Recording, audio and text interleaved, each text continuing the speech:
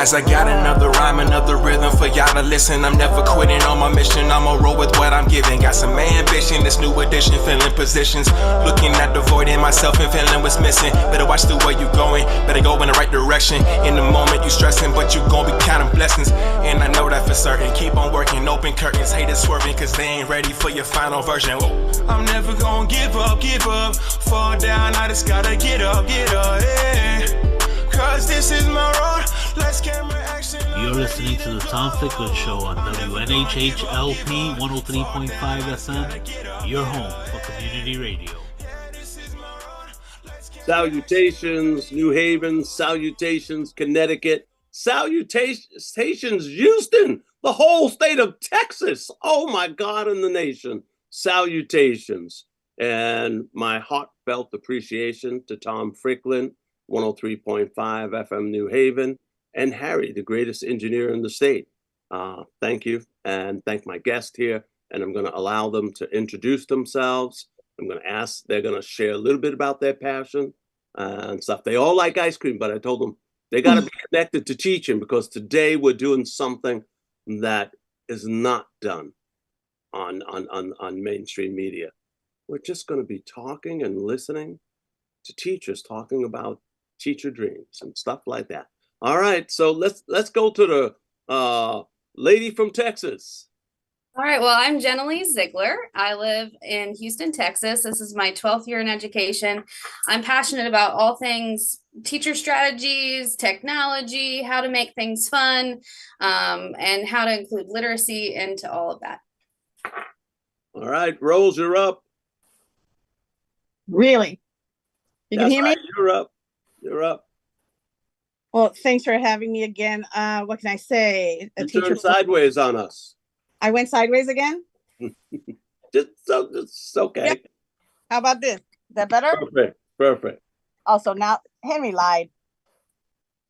So I've been in Connecticut teaching for about 20 plus years. I'm vice president of my local Wyndham Federation of Teachers, working member of Badass Teachers of Connecticut and Teachers and Leaders and Uniting to Save Our Schools. I mean, we could go on, right? Yeah, we could go on. And council member for Wyndham on the Working Families Party line. Bilingual education, that's my one and only cert. There you go. That's her one and only cert. And she made the mistake of meeting two badass teachers, Mark Nason and one Jesse Turner. And we Joanne Toad. Right. And okay. And we told them, they said, what should we do? We said, you should run for office. So just letting you know. And she ran for office. Jamal Bowman ran for office in the Bronx in New York. We launched a whole bunch of people for offices and stuff. But you know, that's another show. All right. And Sarah, you're like Rose's like godchild. She's always talking about you. Yeah, no, I was like my first experience teaching. I met Rose in Wyndham. So, and after that, we bonded ever since. And now, entering my 9th year of teaching in special education, you know, like I'm very passionate about just like justice and like getting our students' rights for education and fair, you know, just ability to get what they need, regardless of where they're from. All right. And it's interesting that I have 3 teachers on here, because we now know that teachers may wind up on vice presidential tickets one day. I mean, you may wind up in the White House, Sarah. You know, it could happen. I mean, it's a whole new world.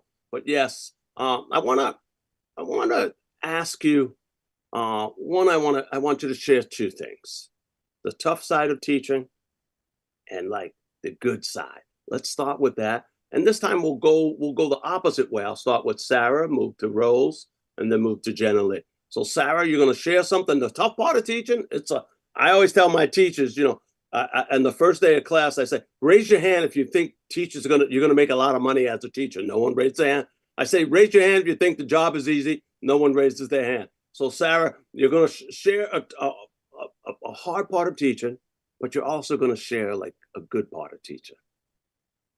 Yeah, I mean, definitely a hard part of teaching is like wanting so much for the kids and not being able to do like enough due to schedule, resources, adults, and student need.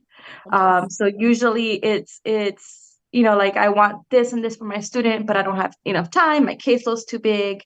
I can't give them that specific time so that they need to advance. So that's usually like one of the most frustrating things as a teacher. Like you want to see children succeed, but you are limited in so many other areas and like even time constraints. So like, oh, you have to go to this meeting, do this, you have to do this paperwork. And then sometimes the student has to take a backseat to all the paperwork that you have to do, and like planning ahead and all this other stuff. But the best part about teaching Yeah. is, this is my favorite part. It's just seeing students grow. Like my favorite part is when I work with a child, and they go from like not knowing how to read to like learning to read, and all of a sudden like they're confident in themselves and they're like they want to read to their old teachers, they want to read to their new teachers, and it's just like so like, and when they're excited about learning and they've made growth, I feel really proud of that too though. I'm just like, yes, I gave them a skill that they're able to move on and like do like access school a bit easier, and access life a little bit easier. So like I really love my students and I really love to see them grow.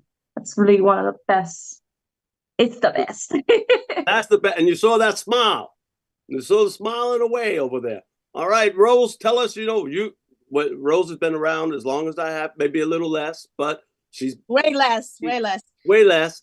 But one of the I- tough parts, Rose, as I, a bilingual teacher, give us that. What would that be?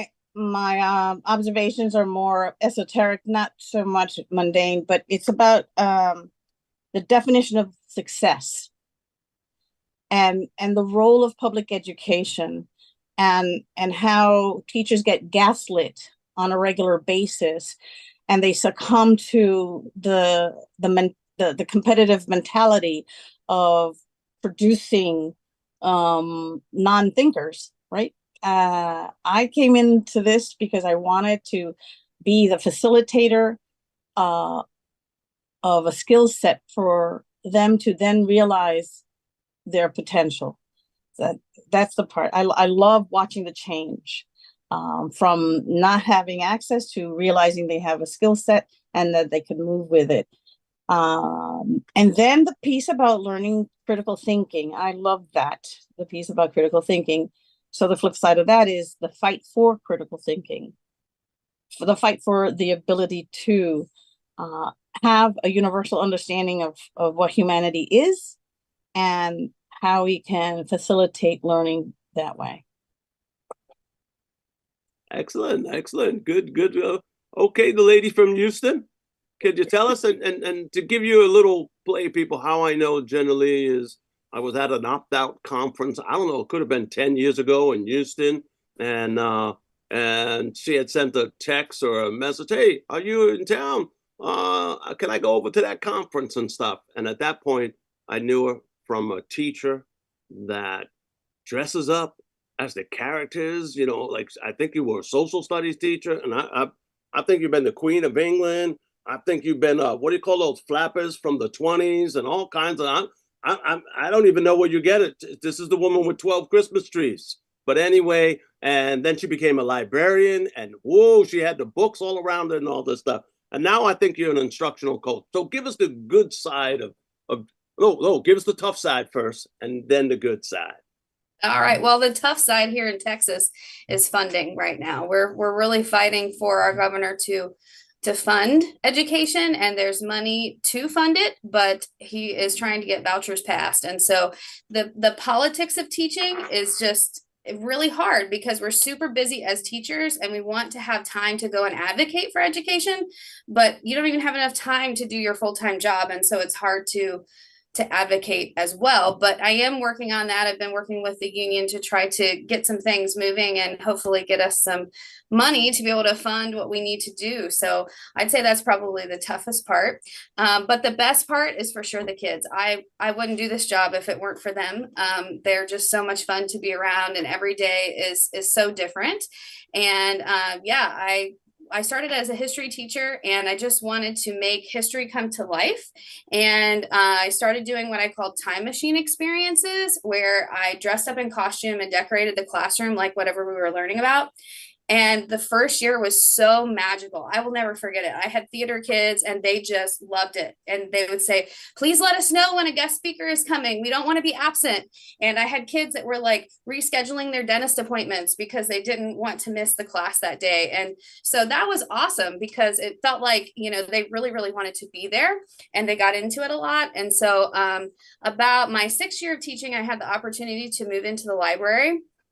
And the time machine experience exploded because I started doing it in the library, and I was able to do it for the whole history team and for some English teachers as well. And that was just a magical as well. And so last year, my favorite one was the Mad Hatter's Tea Party. And I dressed up like the Mad Hatter. One of the other instructional coaches was Alice, and she had the blonde hair and everything. So it was perfect.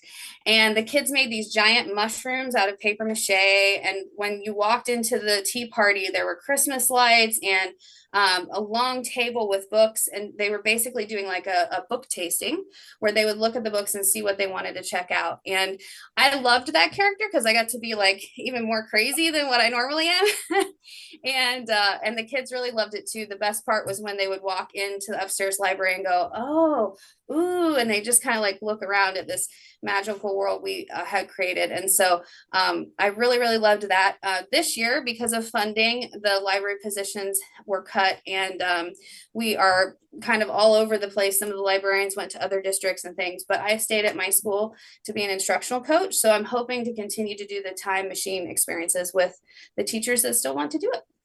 And you're at a high school, right? I am at a high school, yes. And you're doing this when Mad Hatter stuff at a high school? Yes, I'm telling you, they love it. And you know, my very first year doing this, my appraiser said, you know, I really thought that this was not going to work. He says, I really thought these kids would not get into this, but they do, and they love it. They're just big kids. And, you know, sometimes they pretend like they don't like it as much, but you really know they do. And they come to me later and tell me about it. And I have students that still talk to me on Instagram that have graduated, and they say, man, we wish we had the time machine teacher in in college because our college classes are so boring. And so that really makes me feel good. And I'm glad that they have enjoyed it. And I even have one history teacher here at my school who dresses up with me. So that's pretty cool.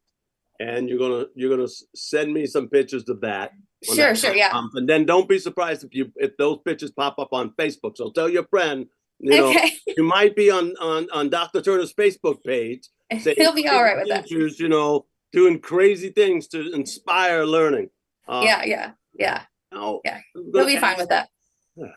I'm going to shift us just a little to a question about would it make your lives easier? I know that you're a dedicated teacher. Sarah's been here 9. Everybody's been here. You're not running away. You're not fleeing the classroom. But would more resources be helpful? Would more funding be helpful? Would more pay be helpful? How about forgiving student loans and paying for people to get master's degrees and advanced degrees? So I'll start. I'll go with Sarah, and you'll tell us, would any of that help, or what do you think would help? Because what I really want to know is, how can I keep teachers teaching? We're losing. Yeah, I mean, all of those things will help. Definitely funding across the state that is equitable will be very, very helpful. More resources in the terms of like having more adults, smaller classrooms is really like the biggest thing that I wish we had, that we can focus on all those students, like a cap. There has to be a cap, like max like 20 kids, but like 15, like it will be like the sweet spot for me, like a small classroom where you can have extra attention for the students. You can make meaningful time for them and teach them what they need and what they have. Rather than as soon as you get like a 26 classroom, you get a lot more behaviors, you get a lot more things like needs, student needs, academic needs, behavior needs, emotional needs, like so many different things to balance. And as one teacher, it's like, it's really, really hard to like balance all of that. So I feel like if we had resources in the terms of like adults, extra adult support, people coming into our classrooms and like giving them like more real life experience about different topics. Like I really like that time, the time out thing you're doing with their students. I was like, that's really nice, and like it's a way to get them engaged. And again, time. Like if we had time and to plan with other teachers, to work together, to work collaboratively with a smaller group and give them what they need, I feel like that would definitely help. And all the teachers do so much extra work outside of school. And so like, yeah, like it's just, yes, we get a prep time, we get like a thing, but you know, it's usually for data team meetings, it's used for other stuff that we don't get to plan. So there's a lot of stuff that has to happen outside of school hours that we don't get like paid for as well. And I feel like if those were like also seen as like valuable time, because you need to do that in order to get through the week at school. So you know, like that will be very helpful, and in like helping, you know, our students grow and maintaining teachers like happy. Because they're not like, you know, expected to learn resource A, B, C, D, E, right, for, you know, 26 different students versus like, oh, like here, I know what the student needs, I can do this, or getting that the instructor coming in and working with that student on certain things, or getting them what they need just easier and faster if there was more resources or smaller classrooms. Those are good. Those are good. And you did send me that. You sent me that. Oh, I would love a question about class size. 15 would be cool over there. And we do know in Connecticut is the richest state in the nation and has the biggest funding gap in the nation. But Rose can help us with that. Rose, could you tell us? No, I can't. I don't have the you know, the $869 billion that the 5 richest men in the world have, right? But for the record, that it would take them 476 years to exhaust that wealth, just like it, right? Secure and permanent funding. The idea that we have to play roulette with funding for educating the future is mind-boggling.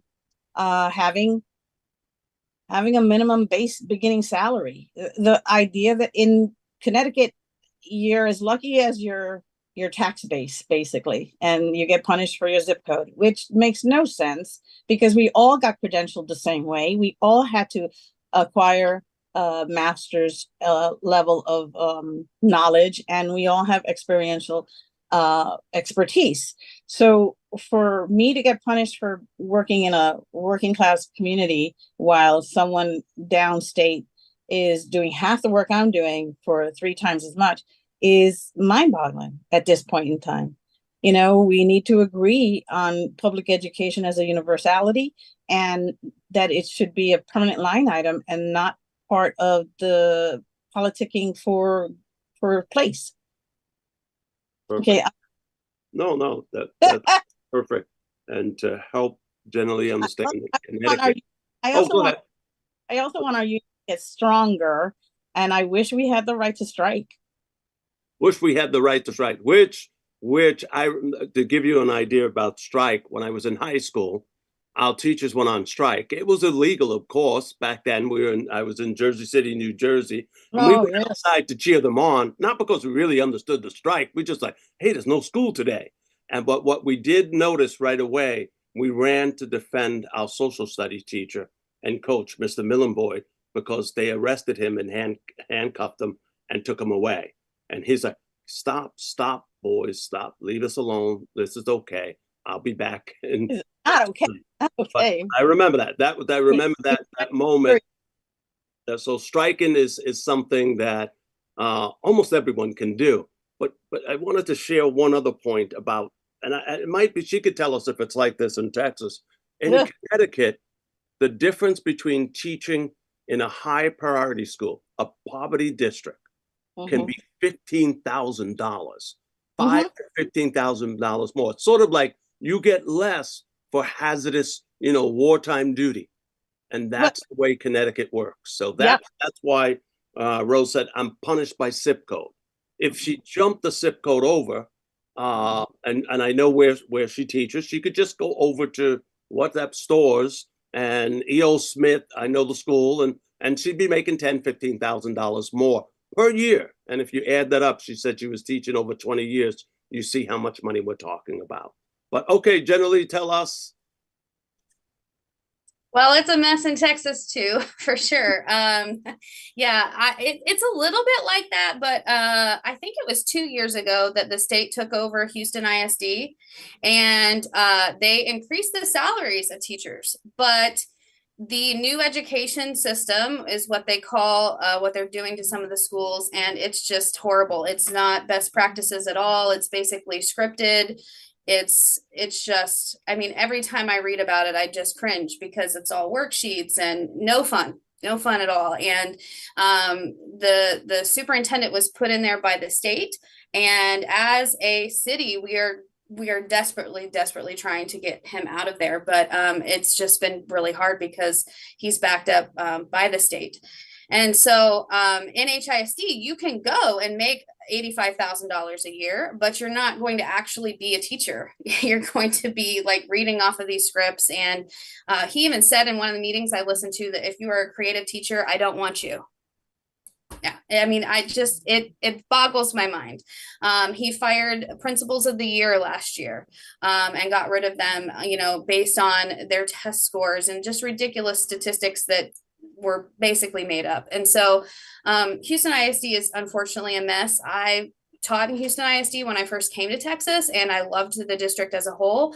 Now I'm in a neighboring district, and when we had the funding crisis in last year, when the governor wasn't going to up the budget, our superintendent was really great, and several superintendents across the state advocated for him to up the budget for us.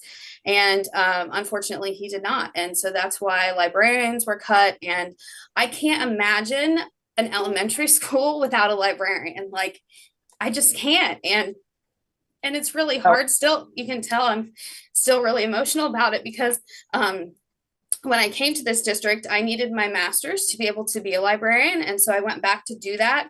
And now that job no longer exists in this district. And there will be a paraprofessional in our libraries, and they will be taking care of the books. So at least we still have those spaces open. But just last year alone, I had 185 classes in the library the first 6 weeks of school that I either taught or co-taught. And that was about research and finding books in the library and literacy and all of the things that like teachers need support with. And they won't be getting that support this year, and the kids won't be getting that support. And last year, when the kids started finding out that I wasn't going to be in the library, one of the kids came in and said, "The library is the heart of the school, and what will we do without our heart?"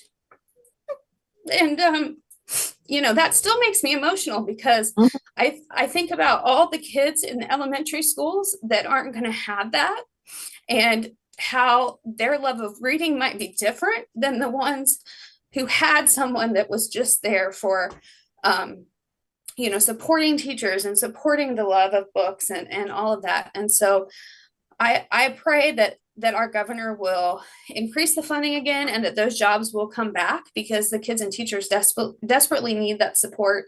And I also hope, and I've tried to get out on social media, that it's not just about the books. Librarians do so much more, and it's so valuable in our community.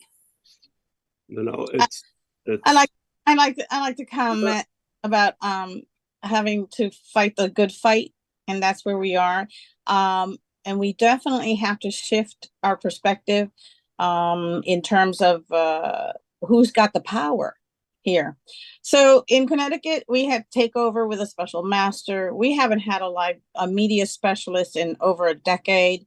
It seems like people have forgotten to reinstate it. Right, the media, we call it media specialists, it's library skills, right? And that's a foundational approach for learning how to do research, because you can't Google everything, right? Right, and so it's people who don't understand teaching that are doing the damage, for sure. And it's interesting because there's a whole body of research by Jeff McQuillan and Steve Krashen that talk about the importance of libraries and librarians and access to books being one of the highest impacts on raising test scores. So the idea that you would cut these things is, and generally we're also doing those things here as well. There has been across the nation, there's been a 20% reduction in library staff. And when Rose and we talk about equity all the time, that reduction of library staff is not in our wealthiest communities. That is not where that's happening. Libraries, I have a magnet high school in a city in Connecticut. I don't want to name the city, but they closed their library. They let their librarian go. And now the high school kids are supposed to be running the library. I mean, that's sort of like saying the patients can run the emergency center. And I do love kids, and I think it's a good experience, but they should be under the director of a certified trained librarian. And I think any librarian would want them to help. But this is the stuff we're facing. But let's get down to teaching dreams. All right. Because, it gets to be that I'm worried that my students who are thinking about coming into education, they might hear all that other stuff. And what I want to get back to those smiles, those things. And tell me what's the best part of your day in teaching? Rose, we'll start with you because you're laughing. Oh yeah, before it goes on the spot. No. It's no. That's a trick question. All right. Given the context. Oh, you're gonna say 3 o'clock. Yeah. Happy hour. I mean, in the classroom. When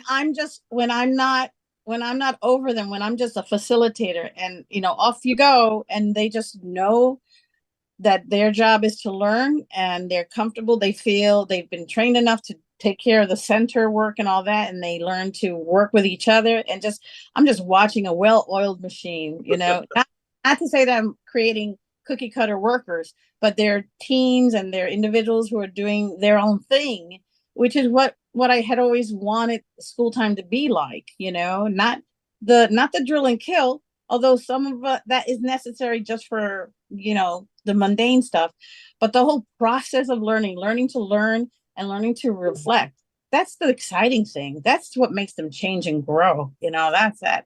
And always being able to work as a team. Like, for example, if we had a leak and it damaged a rug, that was a teachable moment. The ability to have teachable moments regardless of your block, right?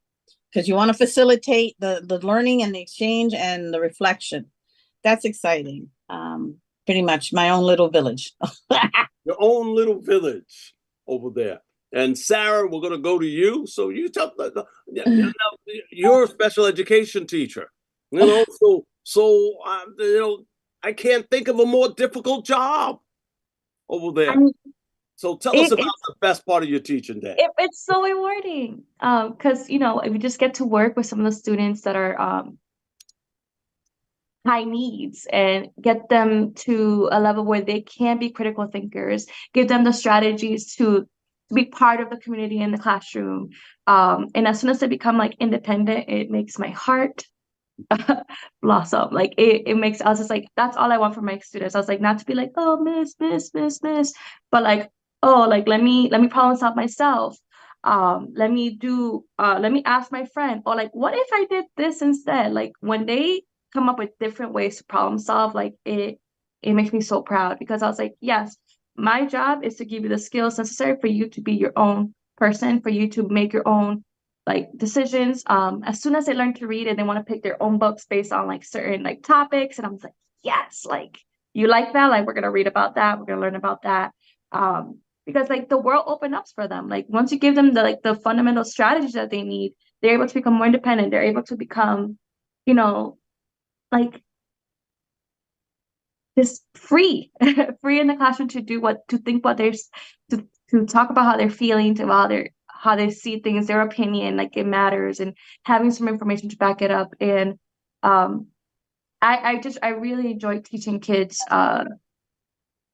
just anything, especially whatever they're interested in.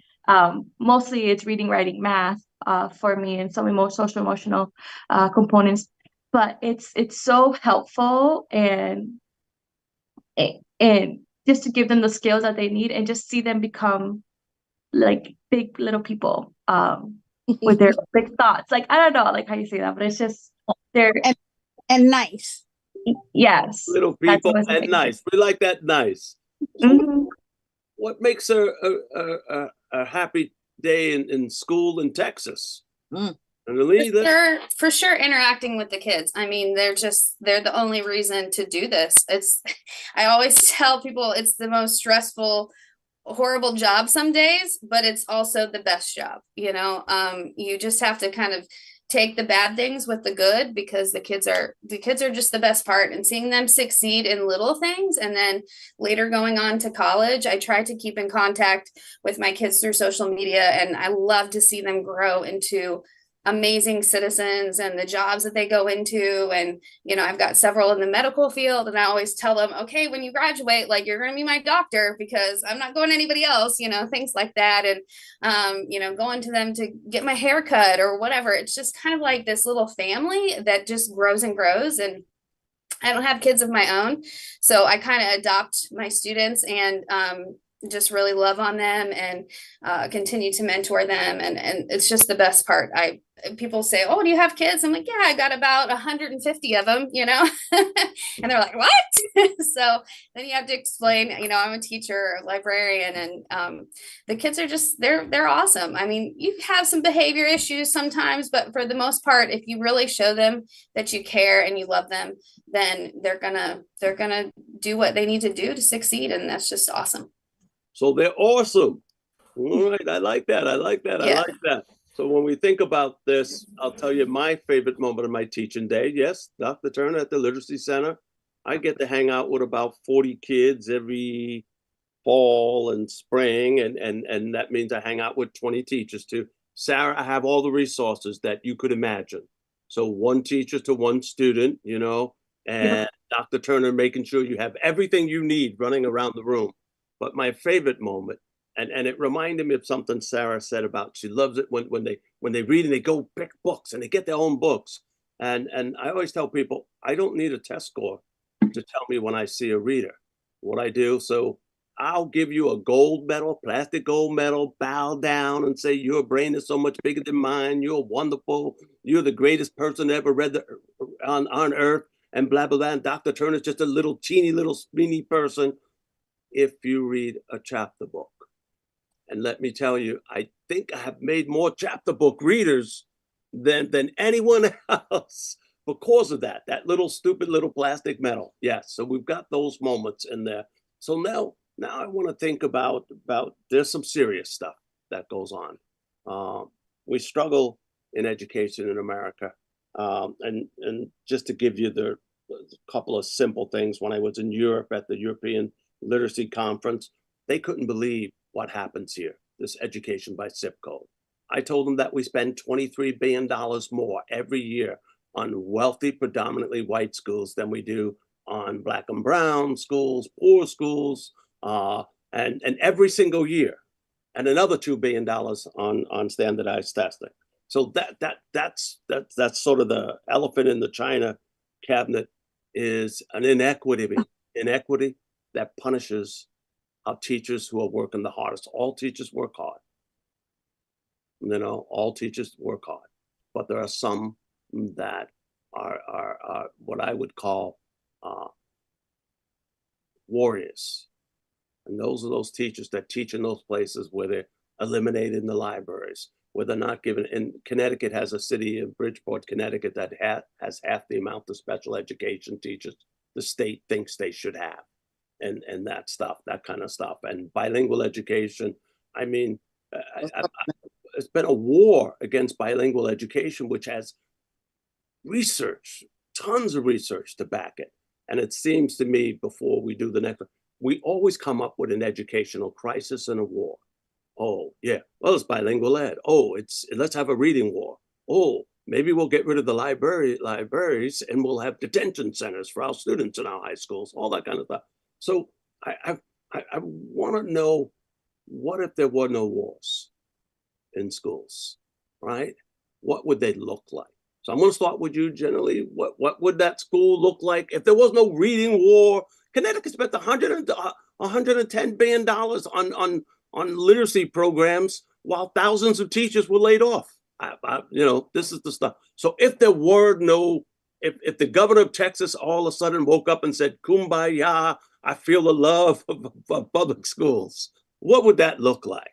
It would be amazing. It would be a dream come true. We would definitely have librarians, and I would probably even have an assistant. That would be amazing. I remember a time when the librarian had an assistant, and I never got to experience that, but I'm sure it would be amazing. I also think that our principals need an assistant. I've been helping my principal a lot in this role, and they have so much on their plate. And when they are a great leader, it just makes the community in our school so much better. And it was one of the biggest reasons that I wanted to stay, because I've worked for a lot of people, and she's one of the best. And so I just really value that. And I think that if they had more help, the things that they could do would just be amazing. We also have a food pantry here for our kids, and that could be expanded, and that's so needed. Some of our kids don't have food on the weekends, and so that's just such a valuable thing for them. We could expand it to all kinds of items if we had more money, and in a perfect dream world. But definitely the help. I mean, teachers are just so overloaded. If we had more instructional coaches, more time to put into our teachers. One of my friends used to teach in Malaysia, and they had 4 classes that they taught, and the rest of the day they got to plan. I mean, imagine what you could do with 4 hours of planning. It would be incredible. And we wouldn't have to work on the weekends, and all the things that teachers do extra. So I think that would be amazing, and our kids would grow. We wouldn't have to have testing, because they would grow. Hands down, testing wouldn't even be needed. Not that it's needed now, because I don't think that it is. But I really don't think it would be needed then, because our kids would just be so much further ahead than what they are now. So we've got all that, and I'm like, we've got assistants and stuff, and I'm reminded you wanted an assistant. You said your friend in Malaysia taught 4 classes. I visited hundreds of schools in China. Their teachers only teach 3 classes a day and get a 2-hour lunch, and their living quarters are paid for by the school. Oh my goodness. Different things go on in the world, and I'm sure that could make it better. Rose, come on, you've got some ideas over here. What? Okay, I'm going to be controversial. I think public school should be 3 days a week, 4 hours a day. I think the hype about the scare, it's like the Red Scare, and the hyperbolic intensity. I think it's all about people who are running out of ways of making money, and public education is like the last frontier, so to speak. And that's why we find ourselves having to buy materials from private publishing houses, and having to turn over curriculum every 5 years, even though nothing has changed, on how to approach children and facilitate their curiosity and desire to learn and be lifelong learners. Ideal, fully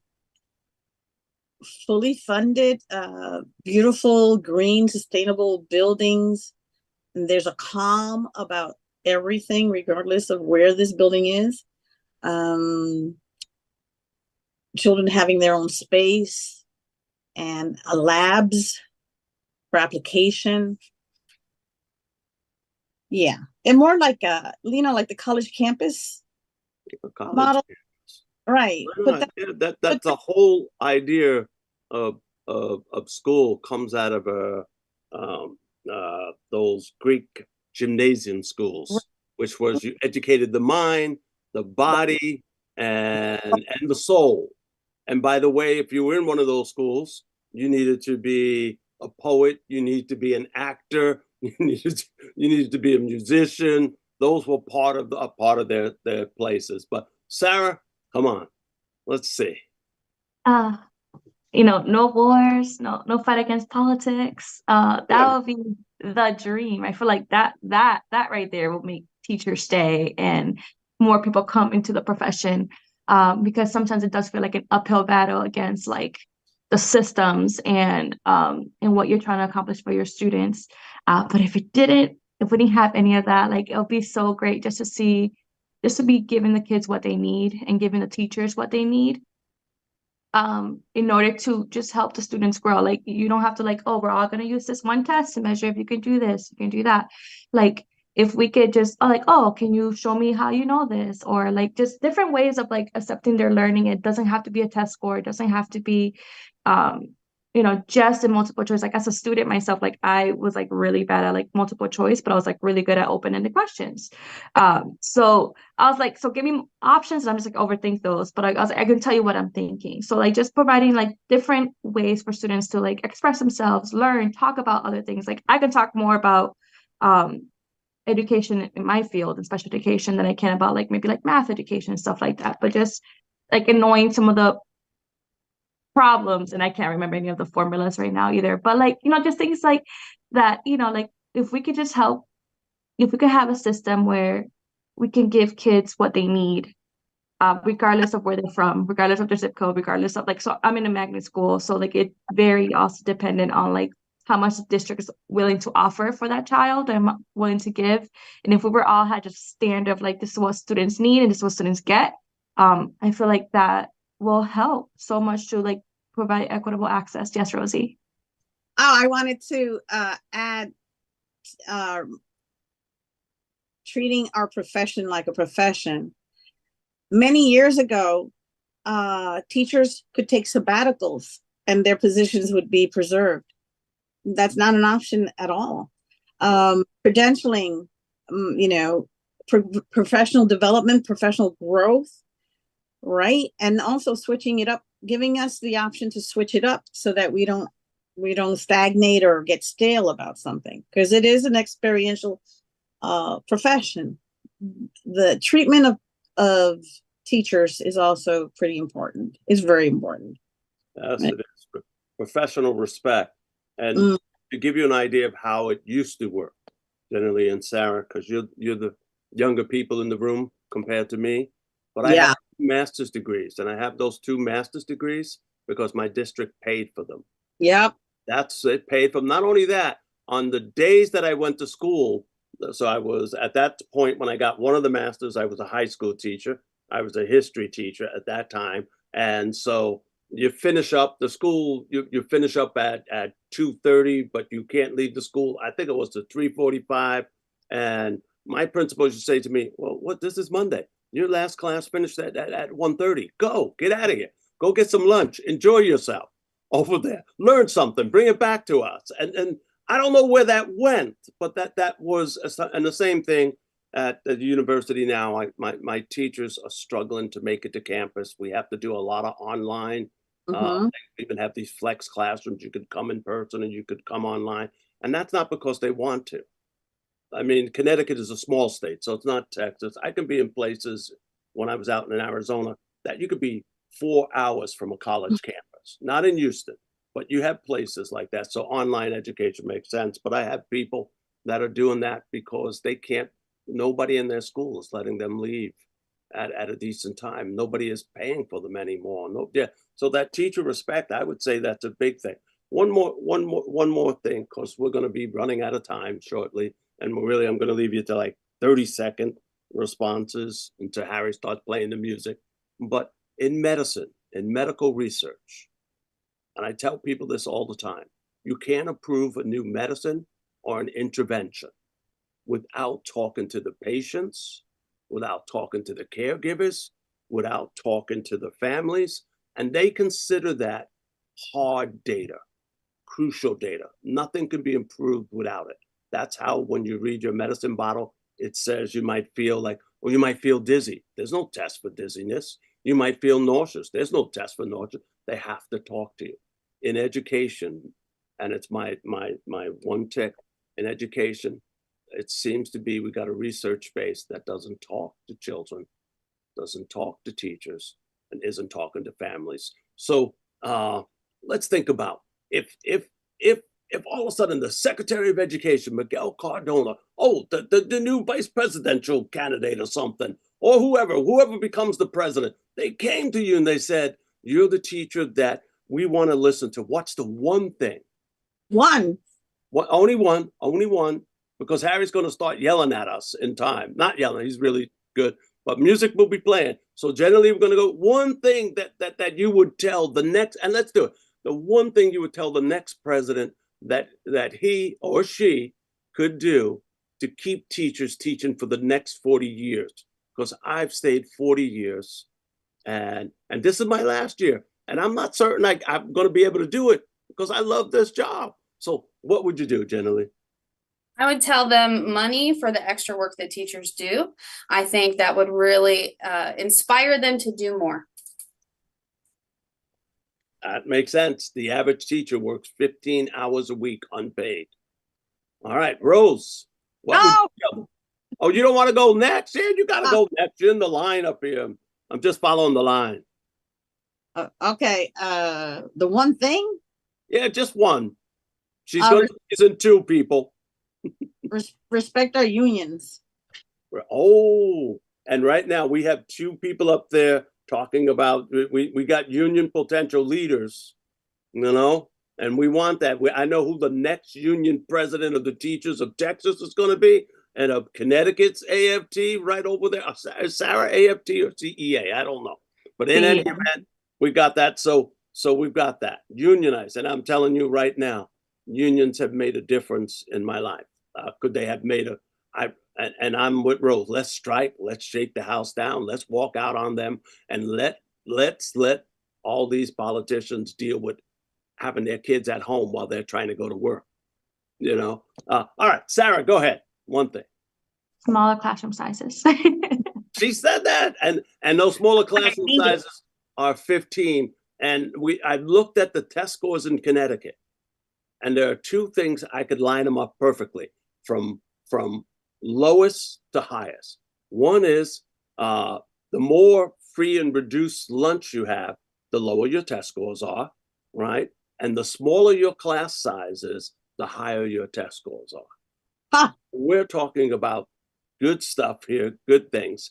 And then let's give you, your like final, say goodbye and do me a favor. Tell the next generation. I have new teachers in my program in the fall. I want you to tell them why they should stay. And we'll start with you, Sarah. I need new teachers. I need you, but I need new ones too. I was like, because it's a fight and it's really hard to do it by myself. So having more people with more voices fighting for our students and what they need and going against the systematic and politics of education, that'll be helpful. And maybe eventually we'll make a change. I know it can't just be me, but I was like, maybe all the new ones, all the old ones, all of us together, we could make a change in education. All right, generally. Stay because it's worth it. It's hard, but it's definitely worth it. It's worth it. Rose, come on. What was she, frozen? No. I'll talk for you. She's going to say you can get to walk Coco, her dog.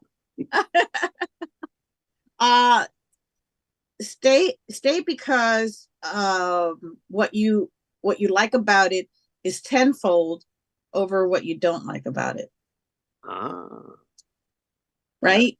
Yeah, that's wisdom. We're working on making it better, right? And I don't want to call it reformation. I want to call it revolution, to free the public education from the constraints of political interest and entrepreneurs who want to make a quick buck.